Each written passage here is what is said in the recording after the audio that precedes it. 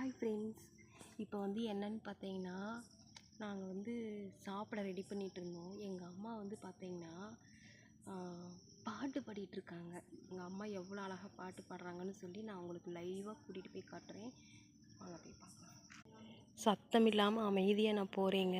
பாருங்கள், எங்கள் அம்மா பாட்டு பாடுறதை கேளுங்க.